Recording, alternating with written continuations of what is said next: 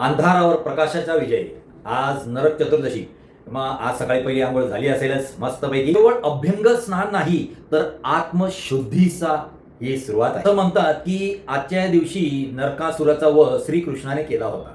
परंतु जर खरं बघायला गेलं तर आपल्या आतमध्ये सुद्धा प्रत्येकाच्या मनामध्ये एक नकारात्मकतेचा नरकासूर दडलेला आहे. म्हणजे राग, मत्सर आणि दुःख. स्नान म्हणजे फक्त उठणे, तेल लावणे हे नाही, तर मनातील धूळ धुवून टाकण्याची ही एक संधी आहे. आज आपण आपल्या चुका, वाईट विचार निरोप देऊया. अंधारावर प्रकाशाचा विजय, आत्म्याची नवी सुरुवात. तुमच्या आयुष्यातील अंधार कायमचे दूर होतील. दीपक सदैव उजळत राहील. तो मनातील अंधार दूर करण्याचा आणि अंधारातून प्रकाशाकडे नेण्याचा आणि प्रकाशाकडून प्रकाशाकडे नेण्याचा खरा हा आजचा दिवस आहे. कृष्णाने नरकासुराचा वध केला असं म्हणतात, परंतु आपण आपल्या नकारात्मकतेचा वध करूया आणि कायम सकारात्मक जीवन जगूया.